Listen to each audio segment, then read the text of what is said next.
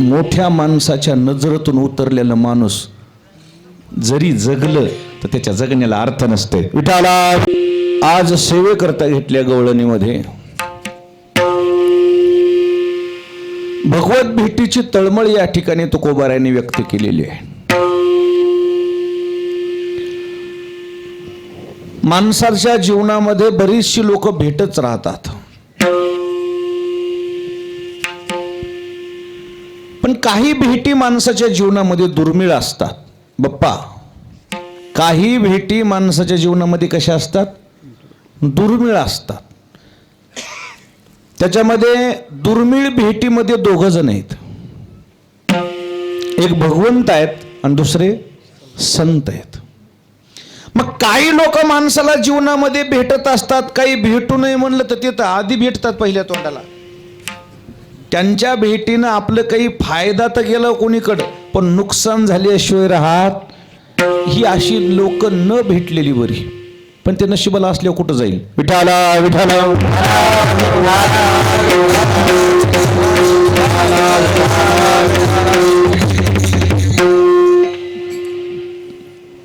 ज्या दुर्मिळ भेटी सांगितल्या त्या दुर्मिळ भेटी म्हणजे मध्ये भगवंताची भेट आहे. गवळणीला भेट झाली नव्हती का? झाली नाही असं कसं म्हणता येईल? भगवंतालाची गवळणीला भेट झालेलीच आहे. भगवान महाराज फक्त ताटातूट झाली, भेट झालीच नसती तर काही वाटलं नसतं. पण भेट होऊन पुन्हा ताटातूट होणं ती खंत आहे. विठाला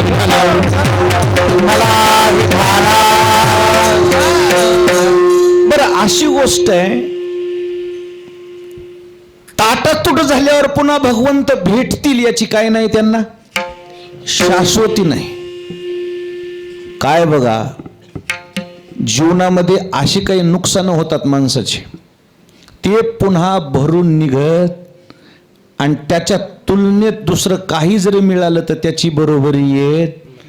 अशा काही जीवनात असतात अमूल्य गोष्टी माणसाच्या जीवनात. तसं गवळणीच्या जीवनामधला अमूल्य ठेवा परमात्मा अंतरला होता, दुरावला होता. मग अंतर पडायचं कारण काय? मोठी माणसं आपल्या बाबतीमध्ये कसं होते बघा, मोठ्या माणसाच्या जवळ राहिलो ना आपण, तिथं मर्यादेने राहिलं पाहिजे. आणि तिथं राहून जर आपण आपली मर्यादा ओलांडली, तो मोठा माणूस आपल्या सोबत दुसरं काहीच करत नाही, फक्त संवाद थांबवतो. आपल्या सोबत काय थांबवतो? संवाद थांबवतो, आपल्यासोबत बोलणं थांबवतो. आणि मोठ्या माणसानं अचानक बोलणं बंद करणं म्हणजे मिलवून मिलव होणं. विठाला विठाला नेहमी उठणारा बसणारा माणूस समोर आलं तरी वाकडं तोंड करू लागले कसं होते? लोक म्हणतील तुमचं लय जमत होतो. काय झालं? कोणाच ठाऊक म्हणलं, मी तर कशातच नाही साहेब, मला बोलूच नत म्हणलं. लोकांचे हार घ्यायले तर मला हार आणला की राहू दे म्हणत, राहू दे राहू दे, तुझा हार पुरी झाला, मिळाला मिळाला, राहू दे. काय समजायचं? कसं होईल? दुसरे पक्षात जाता येईना. बरं, असं नाही की तो जो आपला नेता आहे, तो जो आपला मालक आहे, आपल्यासोबत व्यवहार करत नाही. लग्नाची पत्रिका तर अगोदर मला आली म्हणला, मुलाच्या लग्नाची पत्रिका मला अगोदर आली. आणि त्यांचे माणसं घरी येऊन सांगितले किंवा तुम्हाला हे सगळ्यातलं माहित आहे, नेमकं मुळं कोणाला द्यायचे काय नाही. माझ्याच हातावर मुळं दिली तालुक्यात. अगोदर आहेर मला केलाय, माझ्या बायकोला 10,000ची साडी घेतली म्हणला. मग काय बाकी सगळं चालू आहे, मग बोलच नत म्हणला. मग बोलायचं कारण काय? न बोलायचं कारण काय? आपल्या कुठंतरी चुका झालेल्या आहेत. मोठ्या माणसाच्या नजरेतून उतरलेला माणूस जरी जगलं तर त्याच्या जगण्याला अर्थ नसते. विठाला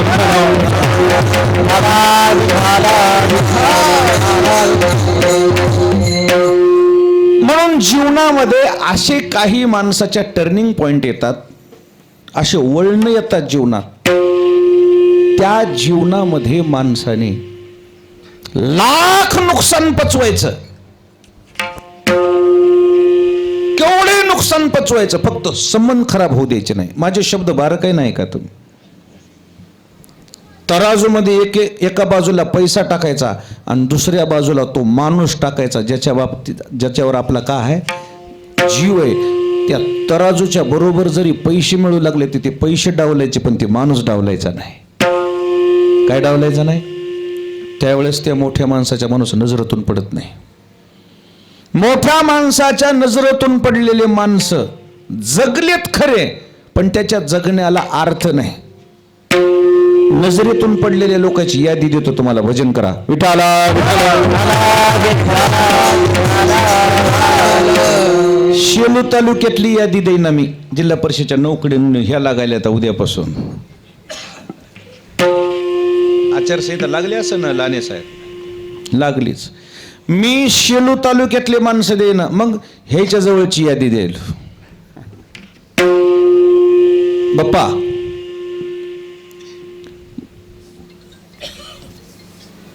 बिभीषण नजरेतून पडलेला आहे का रावण नजरेतून पडलेला आहे? शास्त्राच्या कोण नजरेतून पडले? म्हणती बिभीषण शहाणा परी तो महामूर्ख जाना. बिभीषण देवाच्या नजरेतून पडलाय. बसलेली माणसं म्हणतील ती तो शरण गेलता की शरण गेलता, पण पदासाठी गेलता. रामाशी शरण गेला तरी तो राम नाही झाला. प्रभू रामचंद्राची शरणांगती पत्करलेली आहे बिभीषणानं, पण कशा करता? लंकेच्या पदा करता. बिभीषण भला साधू संत ऐसा पवाडा विख्यात. 100% खरे. शेखी राज्य लोभी ठेवणी चित्त शरणांगत. विनाकारण पक्ष बदलला नाही त्यांनी.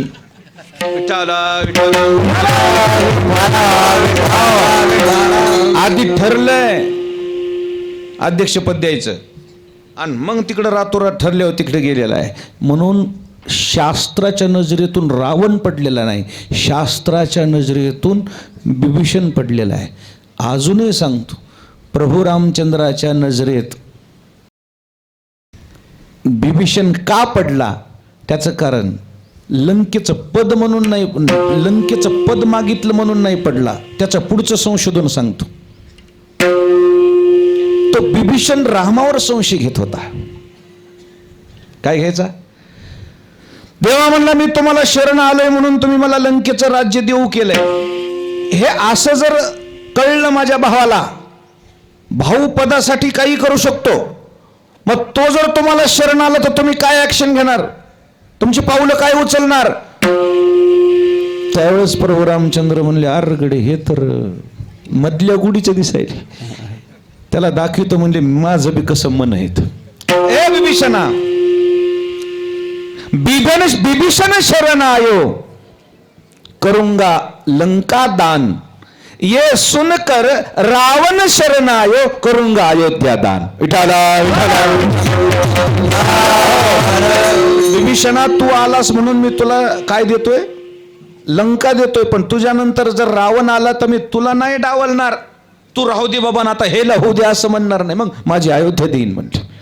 आणि मग बिभीषणाला थोडं समाधान वाटलं. आणि म्हणून आमच्या शास्त्रानं रावण नजरेतून उतरलेला आहे असं म्हटलं नाही. कोण नजरेतून उतरलेला?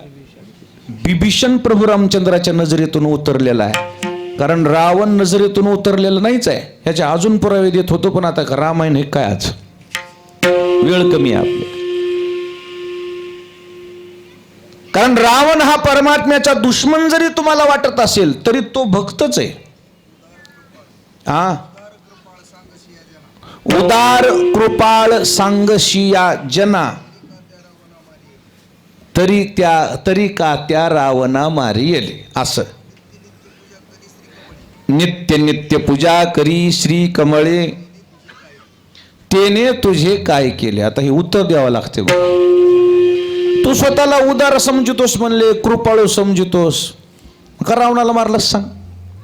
रावणाला मारायचं कारणच एक आहे, रावण आलाच होता देवाच्या हातानं मर्या करता. कशाकरता आला होता? रावणाची भक्ती आहे, मरणं ही सुद्धा भक्तीचाच प्रकार आहे. भक्तीचे 2 अंग आहेत, एक शरणांगती भक्ती आणि दुसरी विरोधा भक्ती. आता काढलंय दाजीनं म्हणून हे लांबवावं लागले मला. आता फाटा फुटलाय नाही, तेवढं घ्यावंच लागते. आता का मारलं देवाने रामाला? तू राम आहेस ना, तू परमात्मा आहेस ना, उदार आहेस ना, कृपाळू आहेस ना, मग त्या रामाला रावणानं तुझं काय केलं? बायको नेली म्हणून मारलं काय? नाही आहे, ते तर उग निमित्त आहे. मग या रावणानं मरण्याकरता देवाचं मनगट धरलेलं आहे. शरणांगती केली तर एका जन्मात उद्धार होते आणि विरोध केला तर 3 जन्म घ्यावा लागतात. विठाला 3 जन्म कोणते घेतले मग? शिशुपाल, वक्रदुंत, हिरण्याक्ष, हिरण्यकश्यपू आणि रावण, कुंभकर्ण. 3 जन्मामध्ये विरोध केला आणि मग कुठं उद्धार झाला? त्यांनी शेवटी उद्धार करूनच घेतला.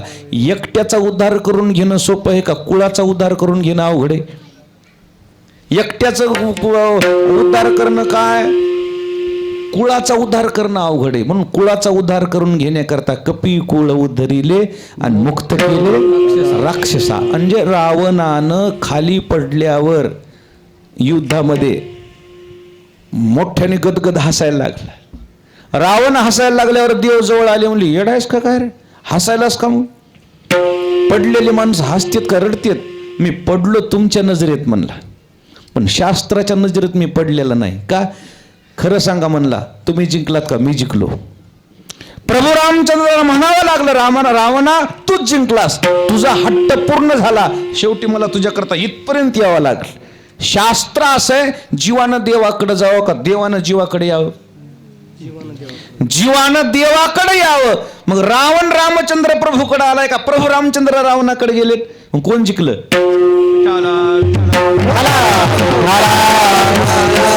माझी भूमिका तुमच्या सिद्ध झाली, लक्षात आले की मोठ्या माणसाच्या नजरेतून पडू नाही. कधी ध्यानात ठेवायचं, छत्र असलं पाहिजे माणसाच्या डोक्यावर. कोणाचं? मोठ्या माणसाचं. ते कधी कामी येते. कधी तुम्हाला वाटत असेल मागून आलेत आपल्या जवळ त्याच्या माणसं, ते मोठे झाले आणि आमच्याकडे बघितलंच नाही, आमच्याकडं थोडं तरी लक्ष देऊ नये का बरं, आम्ही जागेवरच आहेत, हे काल परवा आलेली माणसं मोठी व्हालीत, आम्ही जागेवरच आहेत, असं मनात कधीच येऊ द्यायचं नाही. मोठ्या माणसाजवळ राहिल्यावर त्याच्या मनात आलं ना, कधीही आपली प्रगती होऊ शकते. कधीही त्याला काहीच वेळ लागत नाही. जेवढे आपल्या मागून पुढे गेलेत ना, त्याच्या पुढीचं सुद्धा आपण एखाद्या वेळेस जाऊ शकतो. कधी मोठ्या माणसाच्या जवळ राहिलं ना, इतकं मर्यादन राहावं लागते. मोठ्या माणसाच्या डोळ्याची भाषा ज्याला कळती त्यानंच जवळ राहावं. काय राहावं? आता नाना तुमच्या घरी जेवायला बसलीत माणसं आणि तुमच्या संग तुमचा पुतण्या बी जेवायला बसला आणि अचानकच महादेव महाराज आले, तुम्ही कोणाला उठविणार? ताटावलं कोणाला उठविणार? मग त्या पुतण्याला उठ म्हणायची गरज पडते का तुम्हाला? तो पुतण्याच म्हणतो ना मी पुन्हा बसतो की, बसू द्या महादेव महाराज आला. ही असती मोठ्या माणसाची खूबी, ही असते. किंवा त्याच्या जरी लक्षात आलं नाही, समजा अज्ञानवशामध्ये नुसतं बघितलं की ओळखू यावं, अरगड्या आपल्याला बघायला, ही भाषा असते मोठ्या माणसाला. बरेच माणसं मोठ्या माणसाजवळ राहिलीत, मग त्याला मोठेपणच कळालं नाही त्यांचं.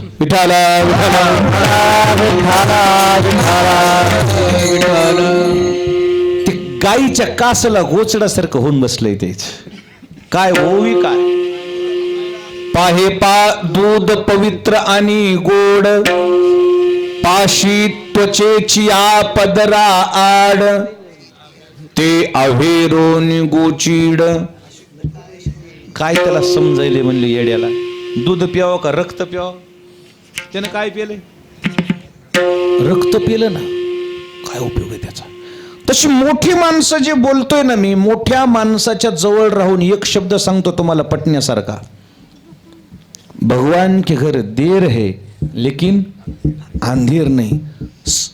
त्याला इंग्लिशमध्ये काहीतरी म्हणतात, धैर्य ठेवणे, त्याला स्पेशन काहीतरी म्हणतात. त्याला काय ठेवावं लागतं तिथं?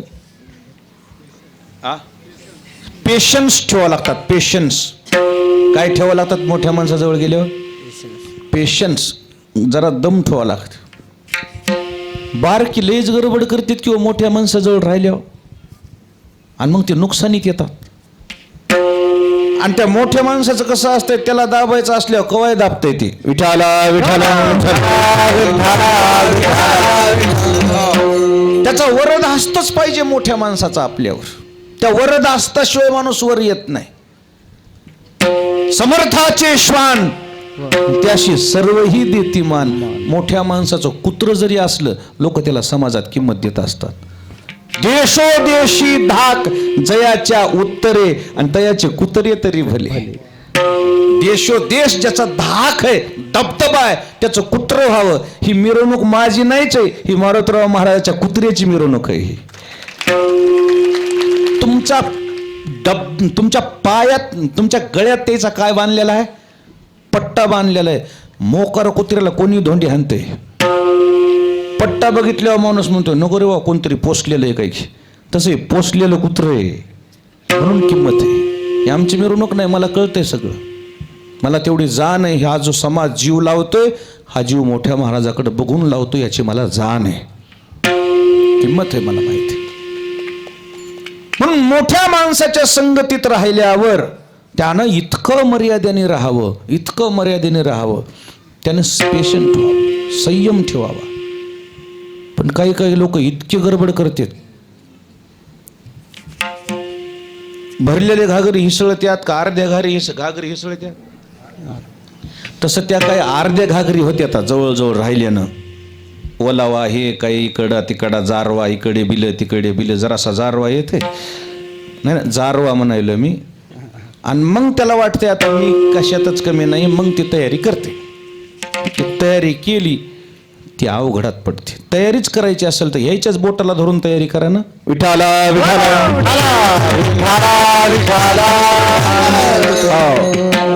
म्हणून मोठ्या माणसाजवळ राहिल्यावर काही मर्यादेनं राहावं. आणि तिथली मर्यादा जर उल्लंघन केली तर नुकसान काय होते माहितीये का? मोठा माणूस आपल्यापासून अंतरते. ही माझी बोलायची भाषा आहे. काय होते? आणि ते अंतरलेलं मनुष्य पुन्हा कसंही केलं तरी पुन्हा पहिल्यासारखा जीव लावीत. बंगलिया चित्ता नोहे काशाने सांगिता, काशाने सांगिता नोहे काशाने सांगिता. बंगलिया चित्ता नोहे काशाने सांगिता, नोहे काशाने सांगिता, नोहे काशाने सांगिता.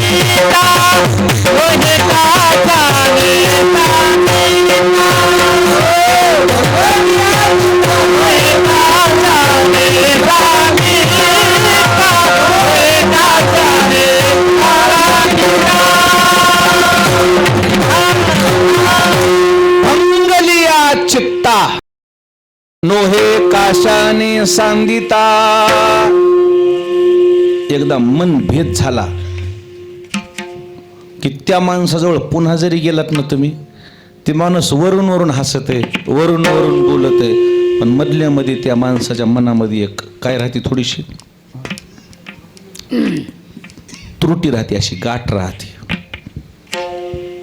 आणि म्हणून कधीही लक्षात ठेवायचं, संबंध खराब करायचे नाही.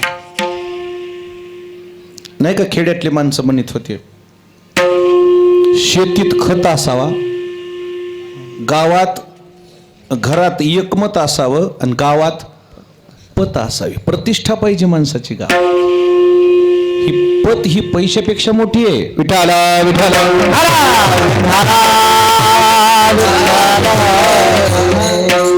कधी बी ध्यानात ठेवायचं एक गोष्ट, लाने साहेब, गावातले जेवढे दुकानदार आहेत त्या सगळ्या दुकानदाराकडे आपले हजार हजार रुपये असले पाहिजे. कोणत्या दुकानदाराकडे? किराणा, गिरणीवाला, अजून काय असते मेन?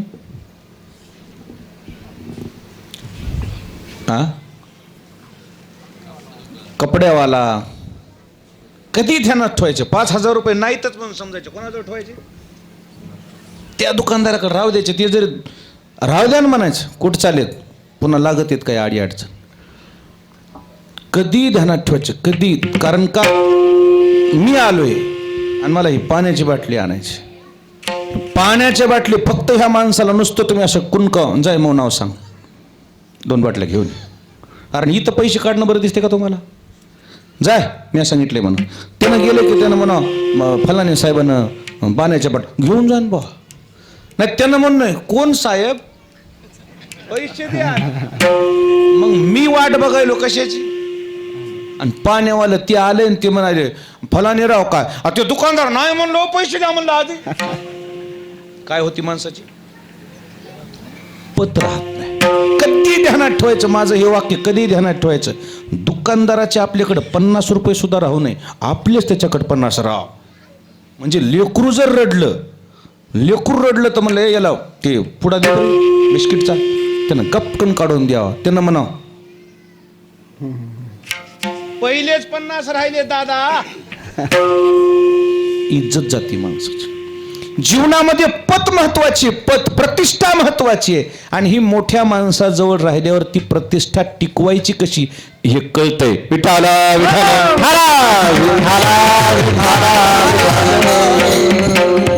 आणि म्हणून मोठेपण सुद्धा सांभाळता आलं पाहिजे. ज्ञानेश्वर महाराजांनी कधी काही गोष्टी बघितलेल्या आहेत बघा ना. खरं सांगू का तुम्हाला, गरिबी पचविता येते माणसाला, पण काय पचविता येत नाही म्हणा की श्रीमंती पचविता येत नाही. गरिबी पचविता येते.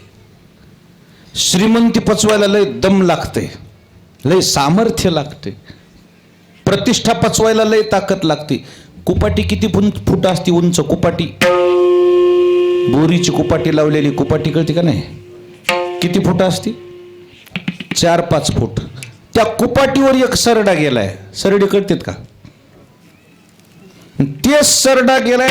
येणाऱ्या रस्त्याला जे वाटसरू आहेत ना, त्या वाटसरूला असं खुनवित आहे. अजूनही बघा सरड्याच्या जवळ गेलं का ते म्हणते माझ्याकडे बघ मी किती उंच आलो. किती उंच गेलास?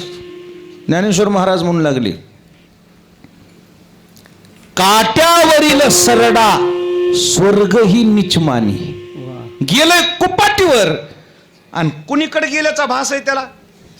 स्वर्गापेक्षाही मी उंच आहे असा त्याला भास होतो. म्हणून त्याचं नुकसान होते.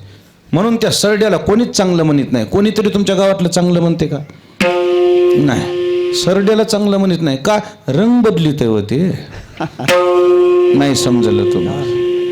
त्याला चांगलं कोणीच म्हणत नाही. आणि म्हणून त्या सरड्यासारखे काही लोक उंची थोडीशीच गाठतात, पण थोड्याशा उंचीवर गेल्यावर त्याला जास्त उंचीचा भास होतो. आणि मग जास्त उंचीचा भास झाला की येणाऱ्या जाणाऱ्या माणसाला काय करते आणि मग त्याचं त्यानं नुकसान होते, रसातळाला जाते. विठाला मोठा माणूस पचवीनं ही एक कलाच आहे. ही एक काय आहे?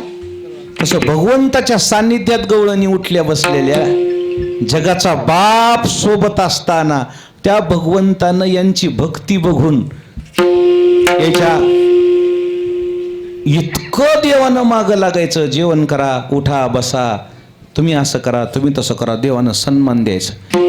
ज्ञानेश्वर महाराजांनं मोठ्या माणसाची एक फार मोठी व्याख्या केलेली आहे. थोरपण परहा सांडी जे तेथ विपत्ती आघवी विसरी जे जय जता धाकुटे होई जे जवळीक माझी. मोठी माणसं मोठ्या मनाची असतात. ज्यांना दुसऱ्याला मोठेपण देता येतं ती माणसं मोठी असतात. जावे सेवकाशी वा वा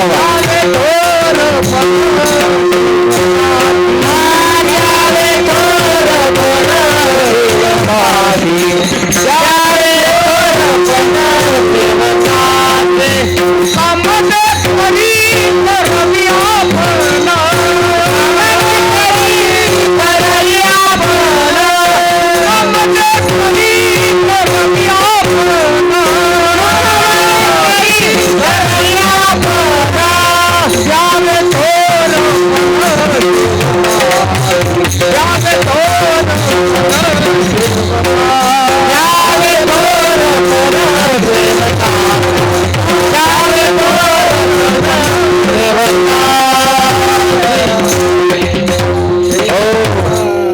अंगण महाराजाच्या आवाजाकरता एकदा तुम्ही जरा टाळ्या आवाज.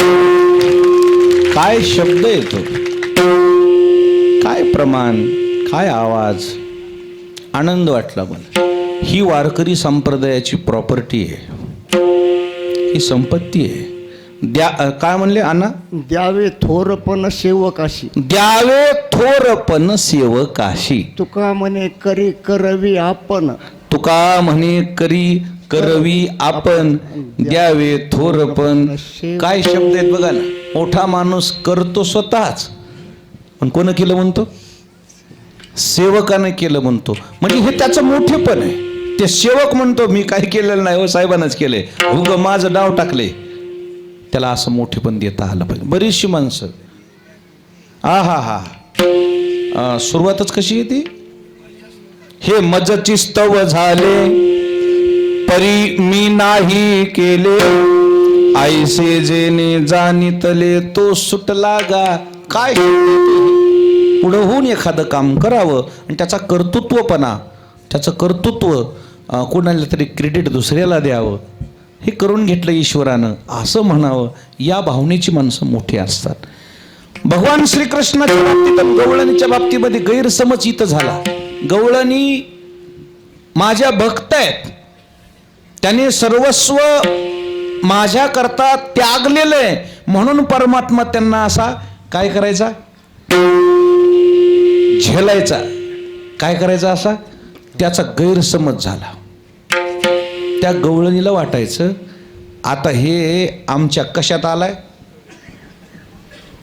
मुठीत आलाय. मुठीत उठ म्हणलं की उठते, बस म्हणलं की बसते. गैरसमज तिथं होते हो. योगायोगानं हा मुठीत येणारा नाहीच आहे. याला मुठीत घेण्यासाठी लय लोक मिठीत बसलीत, लय मिठी द्यालीत. योगी साधताती साधन कपाठी परी नाही भेटी, ध्यानी म्हणी योगियाचे ध्यानी, आता नातुडशी तो आम्हापाशी. त्या गवळणीची भक्ती पाहून तो परमात्मा त्यांच्या अधीन गेला का? मुठीत गेला. जेवढ्या इथं बसलेल्या कीर्तनात महिला मंडळी, त्यांचे नियम कसे आहेत सांगतो. गप्पा मारीत बसल्या होत्या, कशा बोलतात माहिती का? लेकीबद्दल त्याचा नियम वेगळाच आहे कायदा, आणि सुनेबद्दल वेगळाच कायदा आहे. त्यांचा जावई त्यांच्या लेकीच्या शब्दात वागतो, म्हणजे माझा जावई माझ्या लेकीच्या मुठीत आहे असं अभिमानानं गावात सांगतात. आणि पोरानं एक शब्द जरी बायकोचा ऐकून वागलं की म्हणतात नाही नाही बायकोचा बैल झालाय. तुझा जावाई काय बैलाची माळ आहे का? मग म्हणजे जावयाला वेगळा कायदा आणि मुलीला. आता हे नवीन पोरं सोर येतं, वाढदिवस, ॲनिव्हर्सरी, लग्नाचा वाढदिवस थोर करावीत किंवा काय बिघडलं बरं? तुमच्या वेळेस नव्हतंच तर ते काय करतील आता? हेला वाटते आमच्या नवऱ्यानं कुठं आमचा वाढदिवस केला. तुमच्या नवऱ्याला माहिती का तू केव्हा जन्माला आलीस ते? आता माझा वाढदिवस पुढच्या ह्या मार्च महिन्यात 5 मार्चला आहे येणाऱ्या. मग हे पोरं माझ्या फिरवणी करतात किंवा हार फिरं घालतात मला. आमची माय म्हणते का आहे? म्हणले आज मालकाचा वाढदिवस आहे. माय म्हणली ते तर दसऱ्यातला आहे. हे माझ्यावर घेऊन सांगितले. आणि हेच तुमच्या माईचं तुमच्या चुलतीचं तसंच आहे किंवा ह्या म्हाताऱ्याला वाटायले, पुरीला ह्या म्हाताऱ्याला वाटायले आमच्या काळात वाढदिवस नव्हता माय, हे फुजूल खर्च आहे. बाई तुझ्या जन्मतारखाच नाहीत की तू शाळेतच गेलेलं नाहीस आणि काय तू वाढदिवस करेल. आणि तो नवरा तुला हॅपी ॲनिव्हर्सरी म्हणा रिकामा तरी होता का? हॅपी बर्थडे म्हणायला. आता हे पोरं सोरं थोडं करायला किंवा उगं बायकोचं मन सांभाळण्यामुळं अशा मथाऱ्या फुगून बसायल्यात. माय इकडे ये ना फोटो, तुम्हीच काढा. या फोटो तर काढ. तिचं म्हणणं आमचा कुठं केलता, तू हे वेळेस नव्हतंच ये बाई.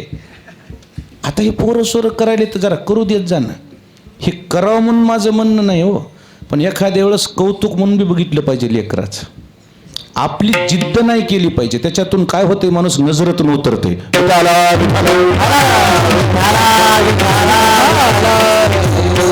कौतुक बी पचविता आलं पाहिजे.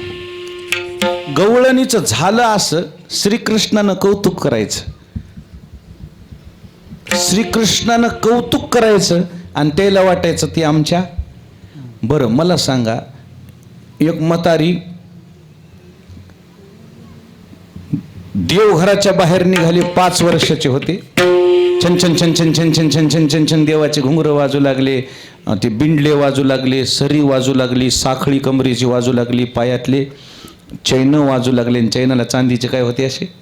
छन छन छन छन छन छन देवा निघाले की गवळण गेली बा. म्हातारी एक पुढे उभा राहा उभा राहा उभा राहा म्हणली उभा राहा. आता लेकरू ते उभा राहा म्हणलं की चळचळ कापायला म्हणला. काय झालं? उभा राहा म्हणले. कुठं चालास? ठेलाय चाललो होतो. खेळायचं नाही म्हणजे मी तर मला वाटणार जरासं नाचून दाखव. म्हणला मी काहून नाचन? तुला म्हणली मी शिंगलभर ताक देते. म्हणलं आधी दे.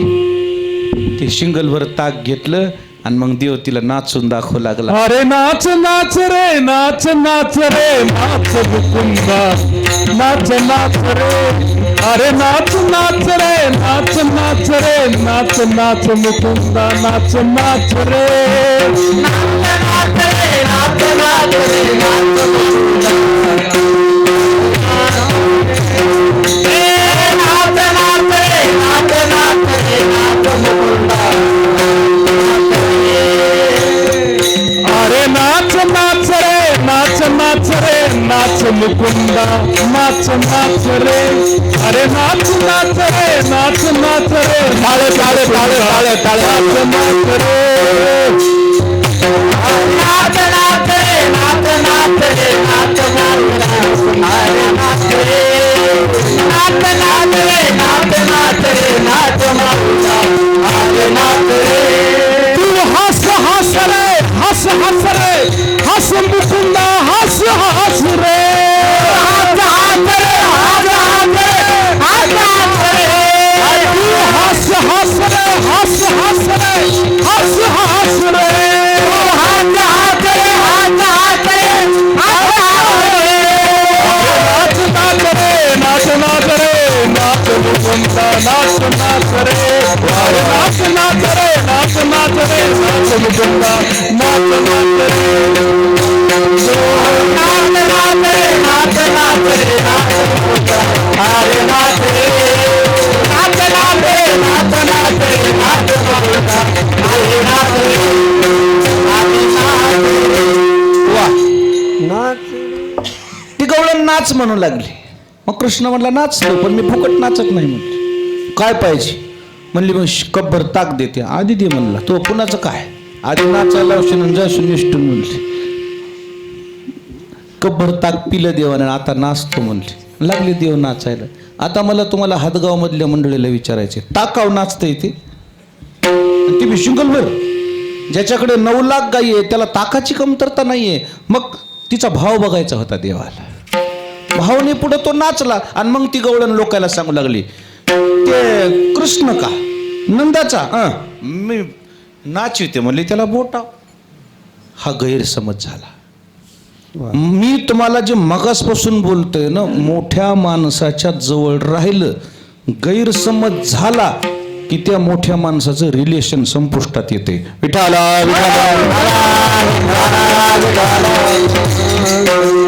अंतर पडतंय त्या माणसासोबत. काय पडतंय? दुरावा नाही का म्हणते ते, नात्यात दुरावा. लगे ते बातम्या दाखवतात ना मध्ये अशी बाउंड्री, एक भाऊ एक कडू एक भाऊ. तसं गवळणीचं झालं. राहिलं ईश्वराच्या सान्निध्यात, श्रीकृष्णाच्या सान्निध्यात, पण त्या सान्निध्यात राहून सुद्धा ईश्वरानं त्यांना दिलेला मान त्यांना पचविता आला. त्यातल्या काही गवळणीला असं वाटायचं कृष्ण म्हणजे आम्ही बोलवलं की आमच्या मागं येतो. आहा, तो आमच्या मागावच राहतो म्हणले. त्याला आमच्याशिवाय करमतच नाही. आम्ही हेत म्हणून तो आहे.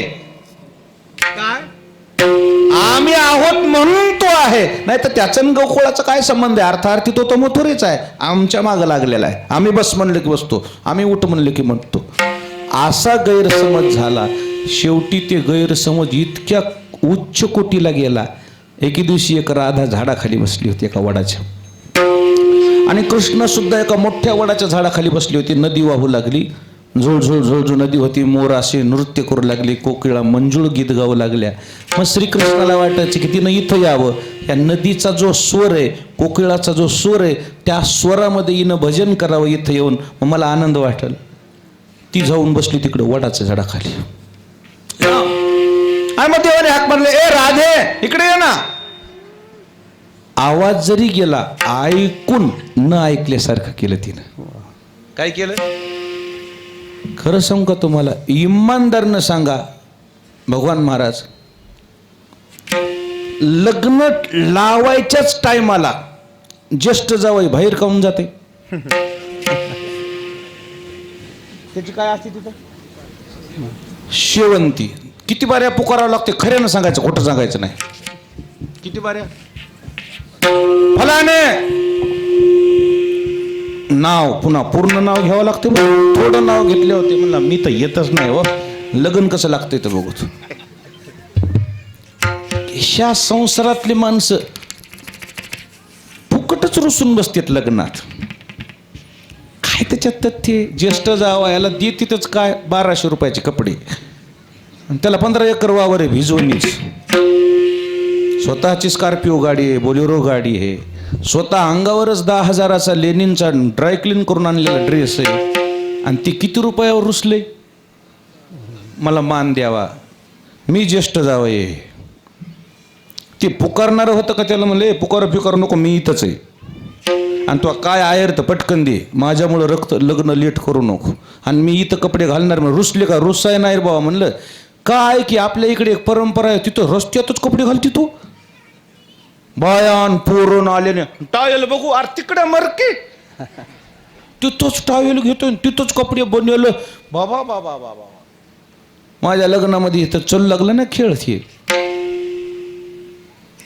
मग आता लग्नाला लय लोक आलते ना, कुठले कुठले कर्नाटकमधले काही लोक आलते. कर्नाटकमधली एक मुलगी होती डॉक्टर, ती मला म्हणली बाबा ये क्या आहे? म्हणलं ये तो देख तमाशा आहे. म्हणली बाबा ती इथंच चेंज करायलेत कपडे. म्हणलं तेच आमचा मराठवाडा. कशाचा काय मान कुठं, काय नाही काय नाही, काय लागलंय कोणाला ठोयास, काही बी नसलं पाहिजे. मानाच्या जागेवर मान असावं. 1.5 तास लग्न लेट लागलं होतं एका गावाला नाना. कारण काय? माय रुसली म्हणले नवर देवाची. काऊन? मला नावच घातलं नाही म्हणले. हौदात बुडवायचं तिला. आणि किती रुपयासाठी रुसली माहिती का? 400 रुपयाच्या लुगड्यामुळं. नाव घालणं म्हणजे काय? नाव घालणं म्हणजे काय? किती रुपयाचं लुगडं? अहो हिच्या अंगावर 2,500चं लुगडं होतं, आणि ती 400 रुपये नेसून आली. मग 400 रुपयाचं. लोक म्हणले ही नाही अशी चलायली कोकण्या मशिवणी. 1.5 तास लग्न लेट लावलं. मी म्हणलं असल्या लग्नाला तुम्हाला मी येईन. फालतू लोक. जी बाई आपलं पोराचं लग्न लेट लावती ती काय बाई का? तिला हित कळते का? 14 महिने 14 मिनिटच प्रभू रामचंद्राचं लग्न लेट लागलं होतं. 14 वर्ष वनवास झाला. हिनं 90 मिनिटं पोटच्या पोराचं लग्न लेट लावले. म्हणजे 90 वर्ष वनवासाच आहे की त्याचा. कारण ते दोघांच्या नजरेतून उतरती ती. एक तर पोराच्या नजरेतून उतरती, सुनेच्या नजरेतून उतरती. जितकं सासाने लग्नात शेळविले ना त्याची परत फेडत आता आखाड्यावर आहेत त्या सासा. नाहीतच गावात ती पूर्ण याजासकट वसूल करून घेते. कारण चाब्या तिच्या हातात जाणार आहेत. म्हणून कधी ध्यानात ठेवायचं, आज आपण पदावर आहे, उद्या पदावर नाहीत. पदावर नाहीत तसं पदावर असताना वागायचं. विठाला विठाला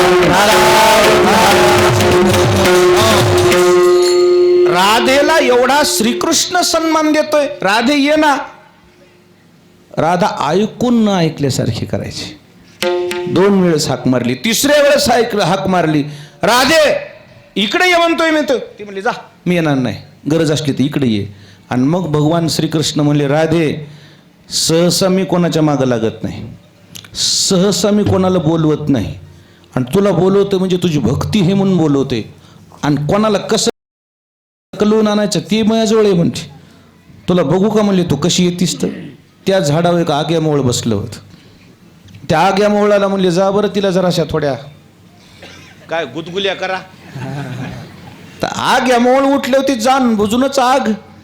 ते आग्यामोळ उठलं आणि तिच्या अंगावर असं जे बसलं जे माशा दंश करायला लागल्या, रानमाळ पडायला लागली. तरी त्या माशा मागच फक्त एकच जागा होती, तिथं माशाच नव्हत्या. त्याचं नाव श्रीकृष्ण. सगळीकडे माशा, सगळीकडे पळाली पण तिथं जाईना. आणि मग तिच्या लक्षात आलं आता आपण वाचायचं असेल फक्त एकच ठिकाण आहे. मग तिथे गेली, कृष्णा सगळीकडे माशा आहेत आणि तुझ्याजवळ कशा माशा नाहीत. त्यावेळेस भगवान श्रीकृष्ण म्हणले, राधे या सृष्टीतला कोणताही जीव माझ्यावर वार करत नाही, माझा नियम आहे. ही माझी ताकद आहे. खरं सांगतो तुम्हाला, श्रीकृष्णाच्या सरते शेवटी अंगठ्यामध्ये ज्या व्याधानं बाण मारला का, तो व्याध बाण मारायलाच तयार नव्हता. मी तिथंच होतो तेव्हा. त्याने 2 दिवस भांडण केलं. नाही मारू शकत म्हणला मी देवा. म्हणले मी मारला होता तुला. नाही तुमचं वेगळं आहे म्हणले, तुम्ही मला शिक्षा दिली ती. नाही म्हणले मला परतफेड करायची म्हणून तू माझ्या अंगठ्यामध्ये बाण मार. नाही मारू शकत म्हणला. खानदान काय म्हणेन माझं, माझं मन म्हणत नाही.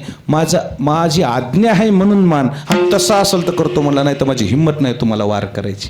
या सृष्टीतला कोणताही जीव ईश्वरावर वार करत नाही, हे त्याचं वैशिष्ट्य आहे. सगळीकडे माशा, कुठं माशा नव्हत्या फक्त श्रीकृष्णाजवळ. आणि मग त्या माशा माघारी फिरल्यावर राधा म्हणते, कृष्णा मी चुकले, आजपासून मी तुमच्या पुढे जाणार नाही.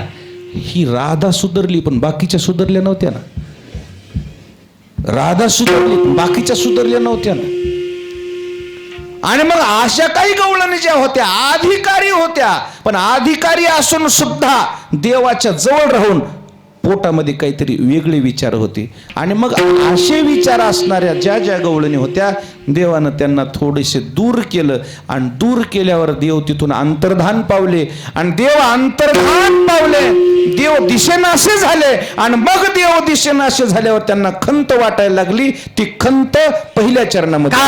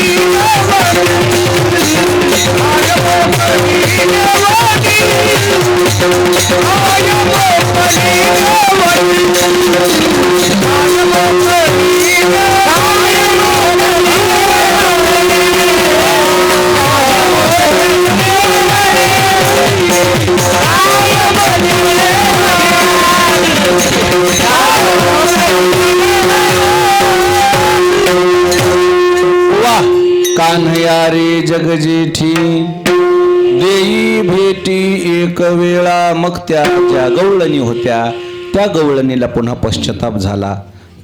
माझ्या काय जीवनामध्ये चुका झाल्यात कोणास ठाऊक. म्हणले देव आमच्यासोबत अंतरलाय. चुका झाल्याशिवाय परमात्मा कसा अंतरल मला सांगा बरं. एखादा माणूस विनाकारण जीवलग माणसासोबत आबोला कसा धरीन. आबोला धरलाय याचा अर्थ कुठंतरी त्याचं मन दुखावलंय. तसं गवळणीच्या बाबतीत कुठंतरी असं कमी अधिक प्रमाणामध्ये दुखावलं पण.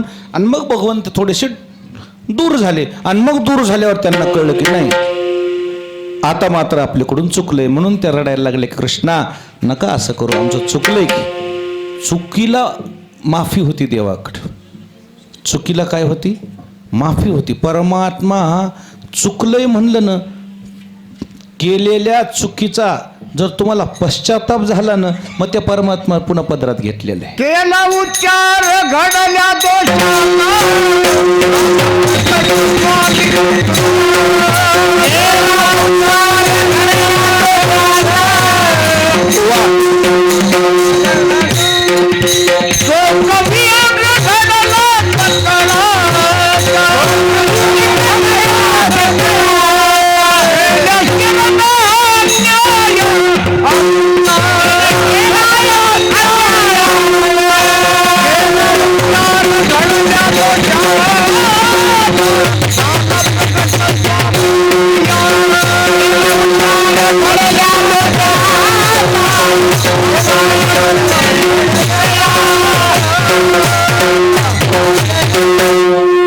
काय प्रमाण आहे हो. शोक वियोग घडला सकळाचा. शोक वियोग घडला सकळाचा. गेल्या शरण हा अन्याय आमुचा. गेल्या शरण हा अन्याय आमचा. केला उच्चार घडल्या दोषा. केला उच्चार घडल्या दोषाचा. झाला प्रगट स्वामी तुकयाचा. झाला प्रगट स्वामी तुकयाचा. ओ एक गोष्ट बोलू का तुम्हाला दादा. घटना घडने के पहले किया जाता है उसे विचार बोलते हैं. घटना घडने के बाद किया जाता है उसे पश्चाताप बोलते हैं. आणि पश्चातापाने माणसाची शुद्धता होत असते. पण अनुतापे दोष अनुतापे दोष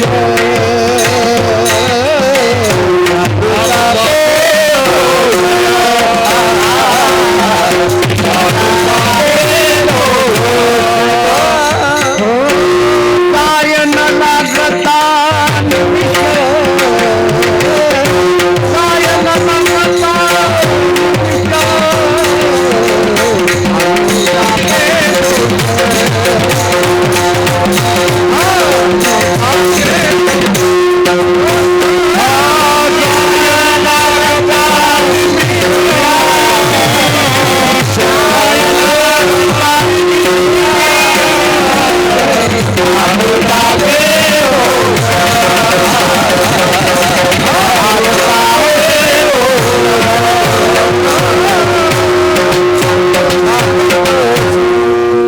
अनुतापे दोष जाय न लागता निमिष. अनुताप नामाचं त्याचंच नाव पश्चाताप आहे. पश्चातापानं माणसाची शुद्धता होत असते. लाथ लागली एखाद्याची लाथ, आपली लाथ लागली हे जर त्याला वाटलं आणि त्यानं जाऊन पुन्हा जरा असं नमस्कार म्हणायचा नाही तर आता नवीन शब्द आलाय सॉरी म्हणायचं. काय होतंय त्या माणसाचं शुद्धीकरण होते. पण ते पश्चाताप होईन लोकायला. हा पश्चाताप होतय कधी यायला पियल्या शुद्धी वाचताना होत नाही ना. आणि मग म्हणते म्हणा चांगलं नाही हे अरबा नव्हतंच तो. आता आदत से मजबूर आहे म्हणला काय करावं. पेलेल्या माणसाला वाटते म्हणा मग पोरग निर्व्यसनी निघावं आहे का. आता शुद्ध बीजा पोटी फळे. मग तू पिलेली म्हणल्यावर ते म्हणणार ना माझ्या वडिलाची मिराशिगा देवा. ते तर परंपरा चालविणार. अरे मग तू चांगला वाग ना. तुला पश्चाताप होऊ दे ना की मी ह्या रस्त्याला गेलोय चुकलोय म्हणून. पश्चातापानं माणसाची शुद्धता होती. गवळणीच्या बाबतीत तसंच झालंय. अंतरलाय तो परमात्मा जो सोबत असताना जो ब्रह्मानंद होता तो ब्रह्मानंद हरवून बसल्या. आणि त्या प्रपंचामध्ये त्या ज्या वेळेस अडकून पडलेल्या गवळणी मग मात्र त्यांना दुःख वाटायचं की मग त्या म्हणायच्या कान्हया रे जगजेठी रडायच्या त्या. देई भेटी एक वेळा. आता या भेटीचं रहस्य एक वेळा हे शब्द का वापरला त्याचं कारण आहे. त्या म्हणल्या आता जर तू एकदा आम्हाला भेटलास ना मग आम्ही तुला सोडितच नाहीत. जे झालं ते झालं. इथून पुढं आम्ही मात्र तुला सोडणार नाही. आणि दुसरी गोष्ट एक वेळाच का म्हणल्या. देवाच्या लय भेटी महत्वाच्या नाही तो. एक जरी भेट झाली ना देव पहावया गेलो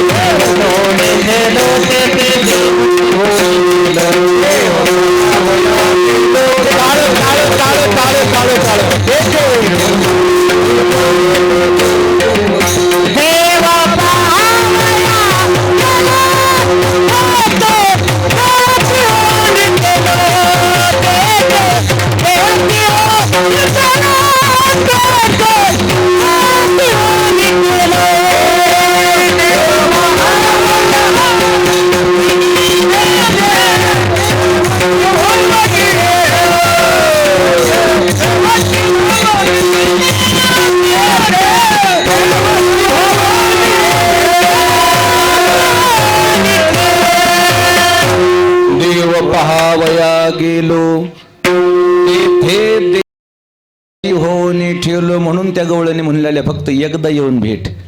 एकदा भेटलं ना पुन्हा पुन्हा पुन्हा भेटायची गरजच नसते. जुन्या काळामध्ये लग्न लवकर व्हायचे. 7-8 वर्षाची मुलगी झाली, अष्टवर्ष भवेत कन्या.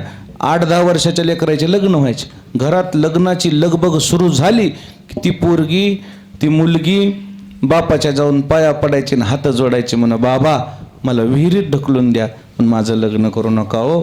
काय माय वागा, काय झालं? त्या फलाण्या आपल्या चुलत्याच्या आपल्या फलाण्याच्या दिदीला मारून टाकलं नाही का त्या लोकांनं, मला मारते न हो, मला लग्न करू नका हो बाबा.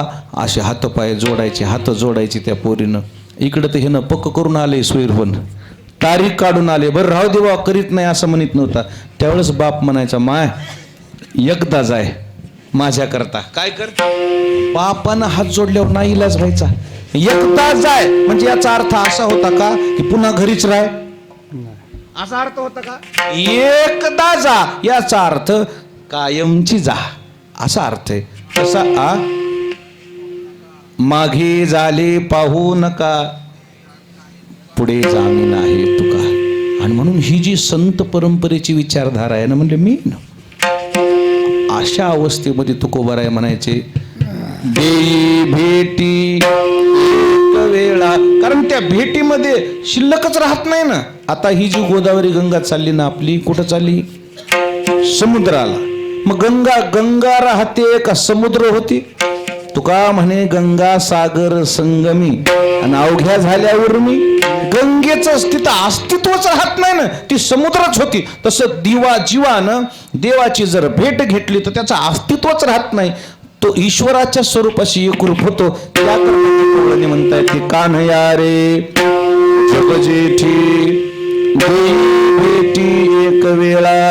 ज्याच्या जीवनामध्ये देवाची भेट झाली पुन्हा त्याला कोणालाच भेटा वाटत नाही. विठाला विठाला याचे सुख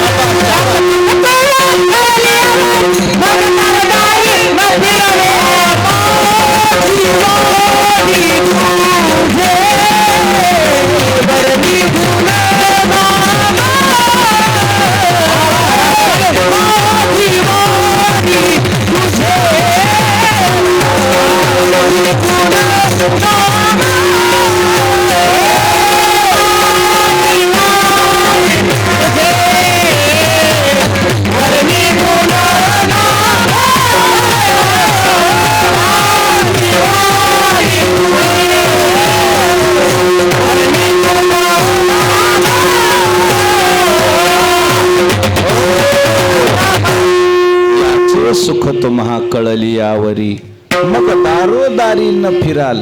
एकदा ईश्वराची भेट झाली ना मग कोणाच्याच भेटी गाठी घ्यायची गरज नाही. शिल्लकच राहत नाही. तुम्ही तर भेटता काय नाही, शिल्लक अस्तित्व संपते तर जीवदशा संपती. मग तैसे भूत जात सर्व कीर माझीची अवयव परी माया योगे जीव. मायेमुळे जीवदशा जी प्राप्त झाली ती दशा संपते. ईश्वराचाच अंश आणि मग ते ईश्वरच होऊन बसतो ना. आपण सारिखे करीती आपुलेची पद देशी दासा. एकदा परमात्म्याजवळ गेलं की तो मग परमात्मा आपले अविनाश करी आपुले. रिझल्ट आलाय आणि तरी अजून पुस्तकात तोंड घालून बसला. अरे म्हणला का ना म्हणला, अरे आता काय अभ्यास आहे. तसं त्या गवळणीला जे अंतर पडलं ईश्वराचं, म्हणून त्याचा अभ्यास चालू आहे की ईश्वराला त्या आळवतायत. कान्हया रे जगजेठी ती भेटी एक वेळा, परमात्म्याला विनंती करतायत की देवा आम्हाला भेट द्या, आम्ही जगू शकत नाही तुमच्याशिवाय. ही अवस्था झाली ती भगवत भेटीची तळमळ होती. आणि खरं सांगू, जे भेटीची खरं ज्याला निक्की तळमळ आहे ना, त्याला देव भेटतोय हो. शबरीला देव भेटायला गेले का शबरी भेटायला आलती?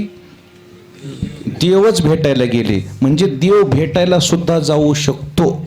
इतकी ताकद, एवढी सवलत फक्त परमार्थातच आहे, बाकीच्या कुठंच सवलत नाही. विद्यार्थ्याला शाळेत जावं लागते का शाळा घरला येते? शाळेत जावं लागते. शेतकऱ्याला शेतात जावं लागते का शेतच घरला येते? लहाने साहेब, शेतात जावं लागते. जीवानं देवाकडं जावं का देवानं घरला यावं? नियम कसा आहे, जीवानं देवाकडं जावं. पण एवढी सपलत, एवढी सबसिडी आहे, सुखी येतो घरा. आणि त्या भेटीची तळमळ समाजाला नाही. समाजाला बाकीचाच पसारा भेटा वाटायली. कोणाला भेटलं, काही भेटलं, हाताला काय लागणार आहे? नाही म्हणला त्याची मग लय भेट घाटन, लय घसट आहे. काय दिलं तुला? काय दिलं त्या घसटीनं? चपला झिजल्यात काही लोकांच्या मागं फिरून फिरून फिरून फिरून फिरून. फक्त एकच आहे, 4 माणसामध्ये ते खांद्यावर हात टाकतात आणि काय चाललंय म्हणतात. हे स्टेटसला तितकंच हिंडीत आहे 15 दिवस. काय भेटतो आणि काय करतो? काय भेटणार आहे? जी दिव्य भेट आहे ना, ती फक्त परमार्थात आहे. त्या भेटीनं तळमळ तळमळ तळमळ केलेली ह्या गवळणीची. कान्हया रे जगजेठी देई भेटी एक वेळा, विठोबा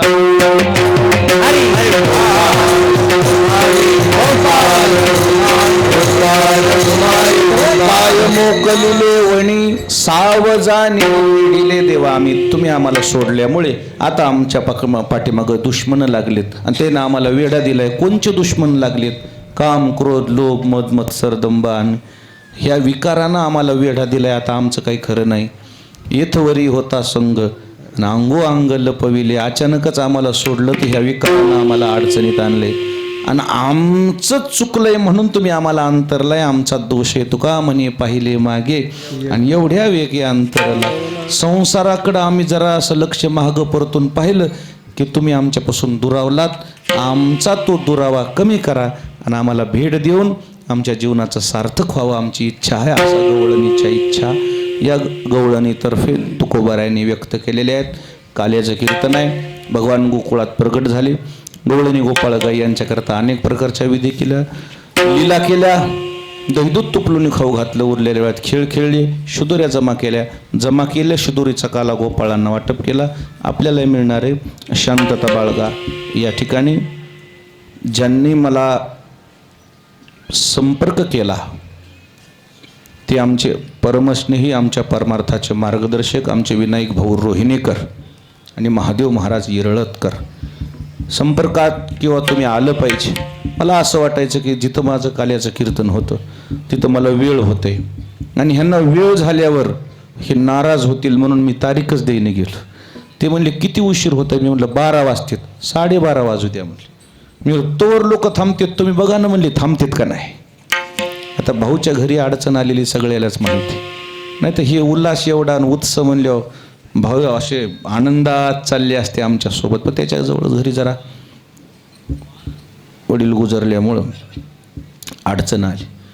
महाराजाचा सारखा संपर्क होता, कुठपर्यंत काय आले. आल्या ह्या सर्व पोलीस कर्मचाऱ्यांनी, गावातल्या कर्मचाऱ्यांनी एवढं हार घालून माझं स्वागत केलं. ही नवीन पिढी तिथपर्यंत आली आणि तिथपासून इथपर्यंत आली आणि अशी परमार्थामध्ये स्वतःला झोकावून देते. ही वारकरी संप्रदायाच्या पूर्वजाने केलेल्या कर्माचं यश आहे. आमच्या पूर्वजानं केलेल्या परमार्थाचं काय आहे? हे यश आहे. ही सगळी मंडळी हे परमार्थात आहेत. विज्ञान युगातले असून सुद्धा आज आम्हाला चांगल्या प्रकारे इथं किंमत देतात.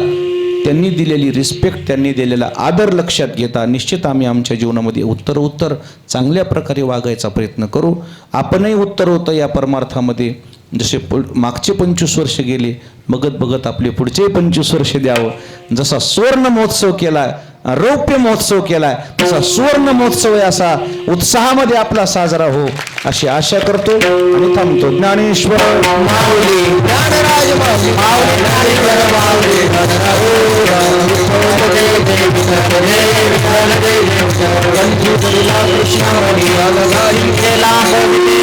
होतो ती गाते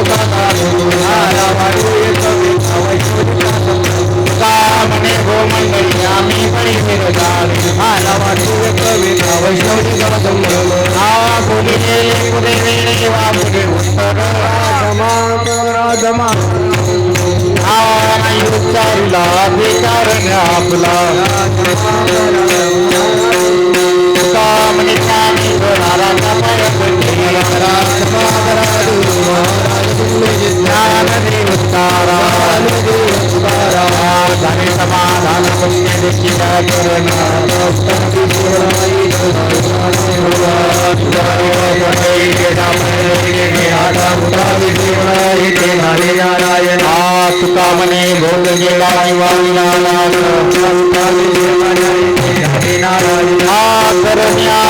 चक्रपाने वाळती आज पुरले पहा पहा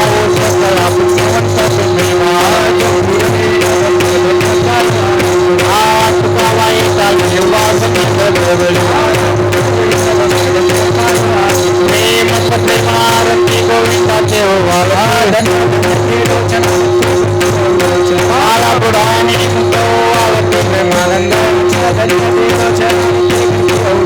रामा म्हणे सेवा